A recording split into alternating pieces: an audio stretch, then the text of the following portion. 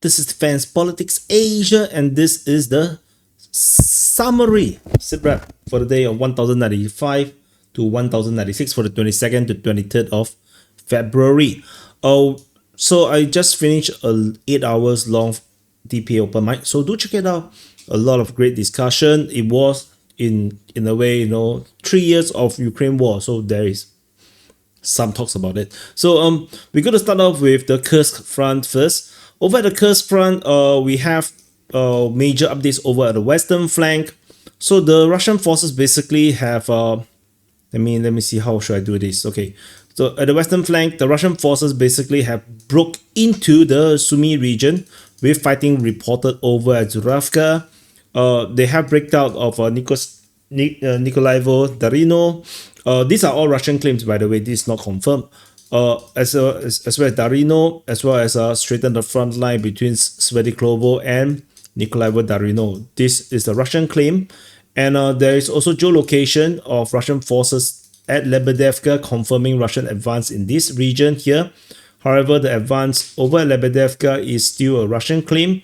So definitely we will continue to monitor and see how these continue to play out over at this western flank. Russian forces are pushing towards Loknia.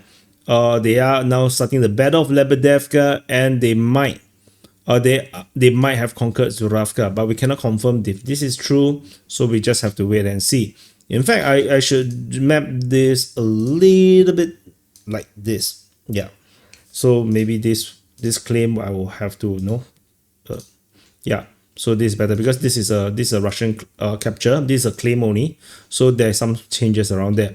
Information, of course, most is coming from either Russian Defense Ministry or Ryba. So all these regions here is Ryba. So no, there's something here. Over in the northern flank, we have fighting reported at Nikorsky, Novaya Sorokina, as well as Marevka. So this information coming from the Russian Defense Ministry, with Marevka coming on the 23rd. The rest there is 22nd, 23rd on both days. So there is a return of fighting over in the northern flank, northernmost part of the northern flank. So there's something to note about. Over in the there's also Yuzhny, by the way. Yeah, it's easy to miss Yuzhny. So this could be an attack coming from Lebedevka direction towards Yuzhny, or this could be just some shelling. So over in the Sudzha region, we have some shelling reported over at Kazacha Loknia, 1Y Knizi, Durbanskina, Gogolevka, and also over at Oleshnia. So this is just something I need to cover, and Zaleshenka. So before we talk a little bit more about this area here, shelling is probably at Gocharovka as well as Sudzha, and the fighting is reported at Manovka, Malovoye, Krylovka, although these are really in the southern flank. And geolocation of Russian airstrike was noted south of Malovoye. And then we have also fighting reported at Goevo. Ukrainian forces are attacking over at Goevo, counter-attacking. So this is noted by the pro-Russian source Ryba. They say that the Ukrainians are sending armored vehicles to Goevo, conducting heavy oncoming battles against the Russian forces. However, another big news in the Kursk front is this one over at Cherkasskaya, Konopelka, and Fanastievka. Geolocation confirmed the Russian forces have retaken Fanastievka, and the Russian has claimed that they have retaken Cherkasskaya, Konopelka as well. So the Ukrainian captures just a few weeks ago is now entirely negated. But they still did effectively pushed out the Russians out of Blakovo over here, Magnovka, which the Russians previously have a presence inside it. So, but the Russians are coming back, so it is no confirmation that the Ukrainians can hold back the Russians this time round. But we shall see how this continues to play out. So the capture of Cherkasskaya Konopelka is claimed by the pro-Russian source Ryba. So that's the battle of the Kursk front. The battle continues, but this big chunk here is very, very significant. We move on over to the Kharkiv front. Over the Kharkiv front, we have Zolokiv being mentioned by Russian Defense Ministry on the 23rd. Some shelling reported over there. Otherwise, the fighting is over this region here. Voschansk is mentioned by both sides, by the Ukrainians and the Russians. At Voschansk, well, Ibitske was mentioned by the Russian Defense Ministry on the 22nd. The fact that it was only mentioned once means that it's nothing particularly important. It's probably just some shelling over Ibitske. Well, the main fighting is still reported still being conducted over at Voschansk. And then we go to the Voreshna front. Before that, there is a geolocation of a FPV drone strike on Ukrainian forces over at Charkivka. So not particularly important. Over at the Voreshna front, over the northern flank of the Voreshna front, fighting is reported at Topoli, according to the Russian Defense Ministry on the 22nd. Otherwise, it was not reported on the 23rd. Over the Voreshna region, we have fighting reported over at Bilohorivka, Voreshna, Zapatne, Kondrashivka, and Holubivka, with geolocation of FPV drone hitting a Ukrainian artillery just off Pleshkachivka. Bilohorivka is mentioned by the Ukrainians on the 22nd, Voreshna is by the Ukrainians, then the Russians on the 22nd, then 23rd. Zapatne was by the Ukrainians. Kondrashivka is by the Russians on the 22nd, and Holubivka is by the Russians. So you can see that in combination, the fighting is actually across the entire front line at Voreshna. So this must be some desperate situation for the Ukrainians right now. Over in Kupiansk, Kupiansk itself is mentioned by the Russian Defense Ministry on the 23rd. And then Zagorokivka was mentioned by the Russians on the 23rd as well. And Pischany was mentioned as well on the 23rd. So it's all Russians. So there is some fighting in this region. Of course, there's always a possibility that these reports are just shelling, not actual offensive. Over at after we go south to Borova, Borova front, we have mention of Zarizove by the Ukrainians, Bilohorivka by the Ukrainians, Novosilka is by the Russians. So the Ukrainians' perception is like this, whereas the Russian perception is like this. So whatever it is, Novoplatonivka is mentioned by the Ukrainians, Zeleniha is mentioned by the Russians, Shikivka mentioned by the Russians on both days, and Cherneshchina is mentioned by the Ukrainians on the 23rd, and Novosilka is mentioned by the Ukrainians on the 23rd. So, so with all these reports, you combine in together, we can see that let me move it a bit like this. Russian forces are attacking in these various ways. So it is still pretty much I can't actually see that. So it's something like this. It's pretty much the same strategic situation. It's just different locations being mentioned. It's still across the front line attacks. So so that's about it from here. Moving further south of Borova at the northern flank of the Liman front, we have fighting reported over at Makievka. There are some frontline changes noted around here. We will zoom in about there in a while. Novolubivka is mentioned, so I should actually highlight is Makievka is because of the frontline change reported by Deep State. Novolubivka is mentioned by the Ukrainians on the 23rd. Nove is by the Ukrainians, same. Zelena Dola is also the same. It's the same report. Ivanivka also same, but on the 22nd. So they are reporting various attacks in all these various regions, and mostly by the Ukrainians. And the frontline changes was noted at Makievka, where the Russian forces is geolocated in the crossing the Zerabets River on the other side of the Zerabets River. So this is the significance, and as such, the Ukrainian mapping have reacted with the frontline changes corroborating Russian mapping. So this is the frontline change on our mapping. However, in terms of Ukrainian mapping, they have not acknowledged now that the Russians have advanced into this forest west of Makievka, which was previously shown to be the case through geolocation. So this is just an update of the Ukrainians to become up to date for their maps. And then over in the rest of the Liman front, we have fighting reported at Kolozyazi, Yampolivka. I should just go through the places first. Kolozyazi is reported by the Ukrainians on the 22nd. Yampolivka is by both Russian and Ukrainians on both days. Kuzmini was mentioned for the first time in a month. by the Ukrainians, and then Serbiansky forestry is mentioned by both Russian and Ukrainian defense ministry on the 22nd. Yampil was shelled by the reported by the Russians on 22nd, 23rd. So there must be some major operations coming in the Serbiansky forestry by the Russians, perhaps. And then fighting is reported Kroziazi and Yampolivka. Shelling reported at Yampil. Sometimes it does make me wonder where the front line actually is. So maybe Yampil is just a major military forward operating base that they used it to manage the fighting over Serbiansky forestry and Torske and Dibrova. So maybe that's why it is under heavy fire so constant, so often. If you look at the front line, the bombardments on Yampil is very often. Like you have 9, 10, 12, 13, then 20, 22, 23. So it's just a very common target for the Russians to shell. So there must be some kind of a HQ in this town here. And it's not a small town. It's and there's a railway line. I'm not sure if it's usable. So let's see how this continues to play out. Over at the civil front, shelling was reported probably this at Dronivka. So let's show.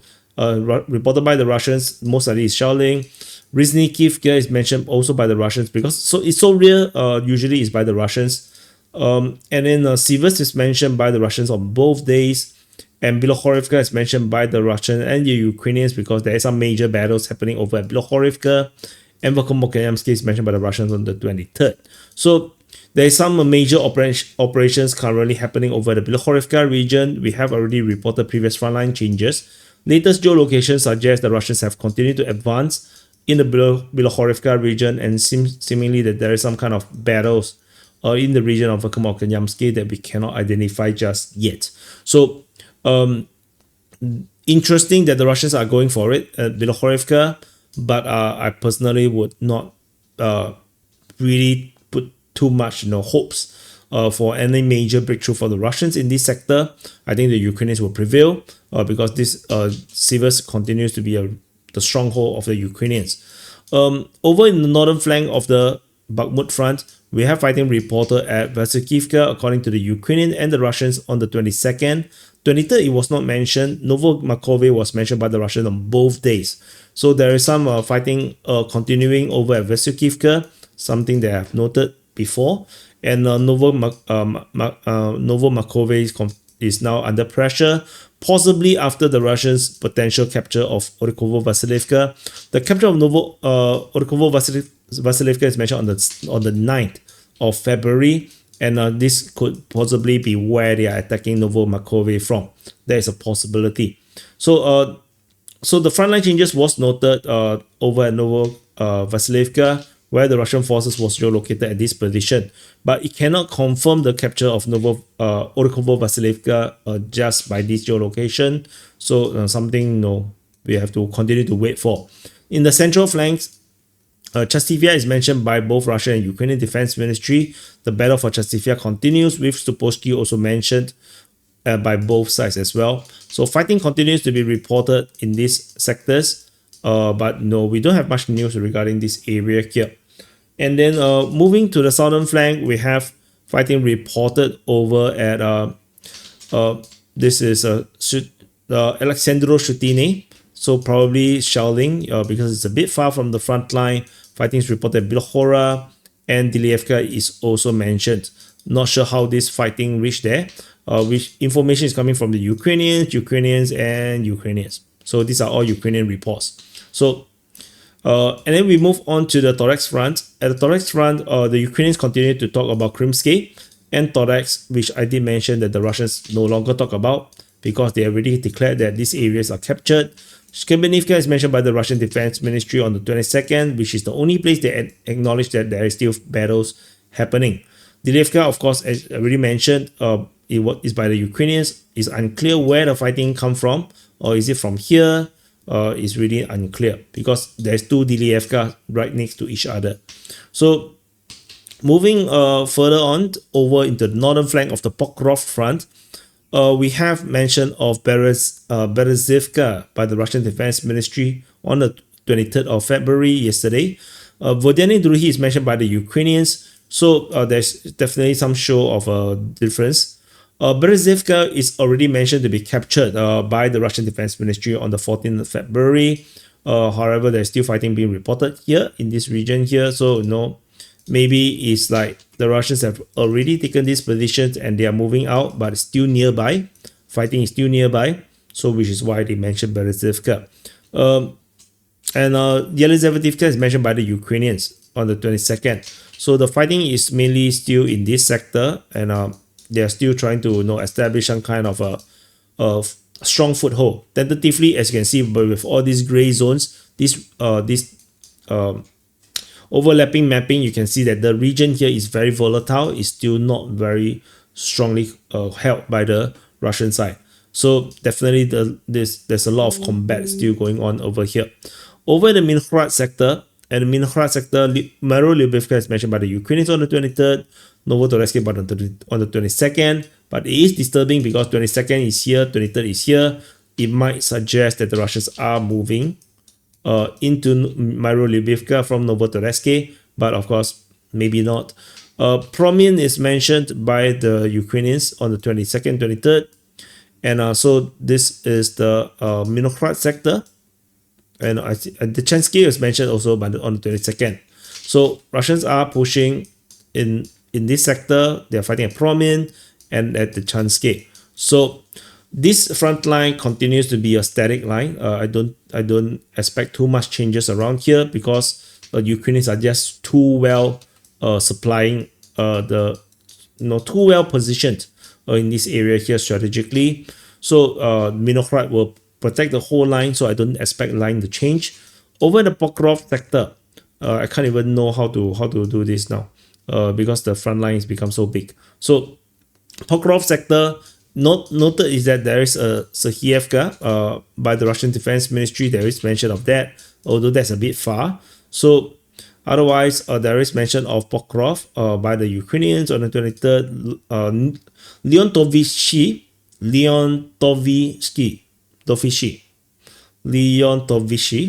yeah, on the 23rd, and Russians mentioned Virove.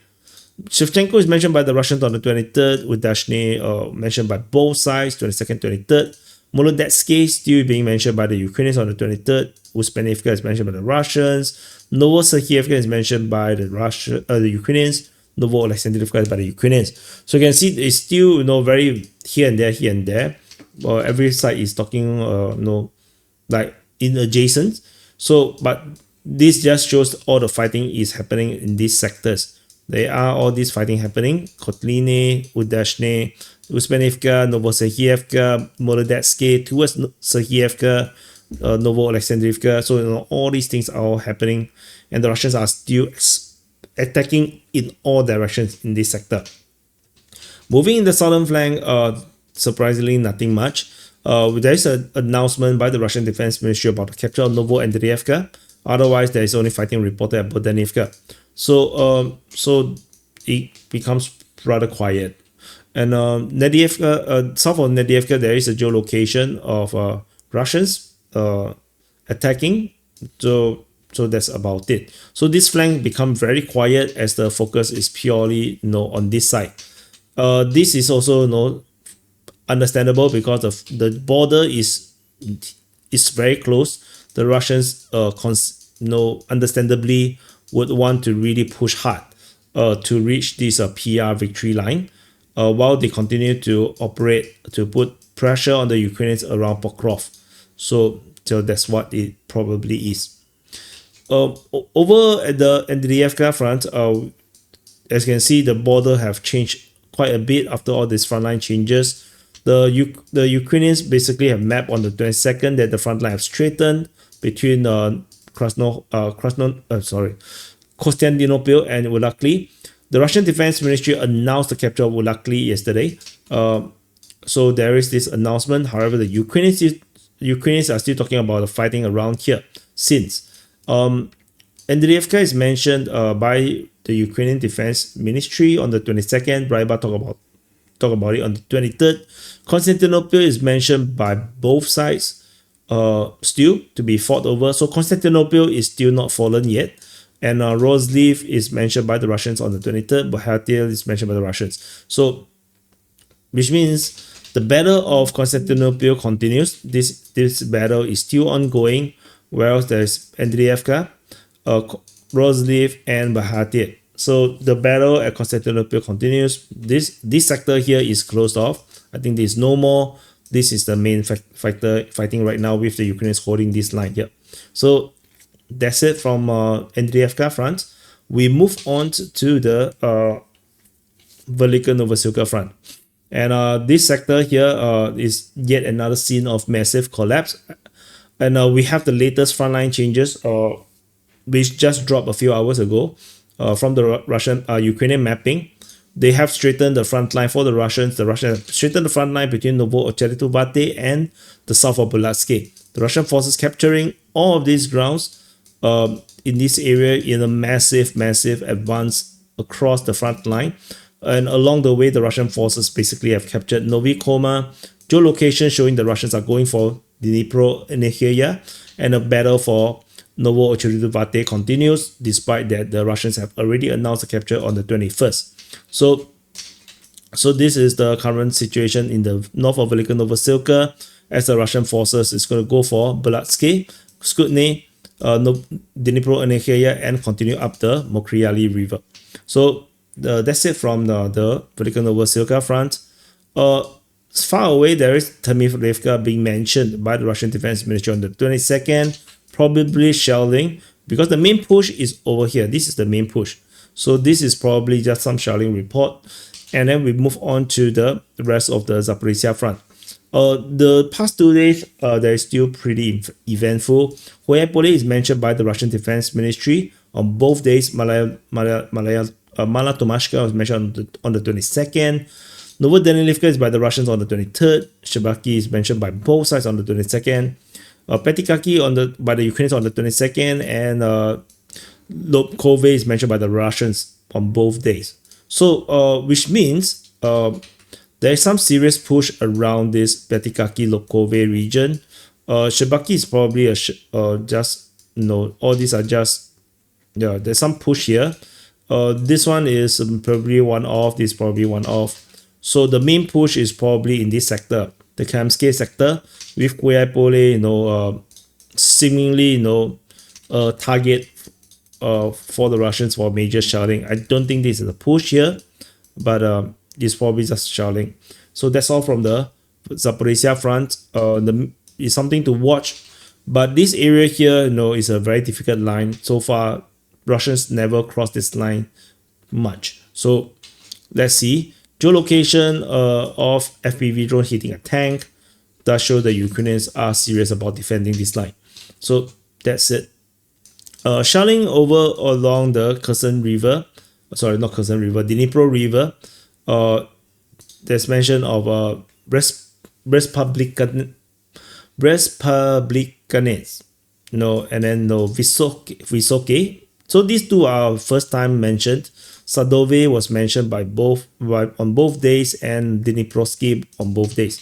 So the Russians are shelling in these various positions, whereas there is a geolocation of a Russian airstrike on the alleged UAV center south of Kherson, and that's about it. Nothing particularly special about the Kherson front.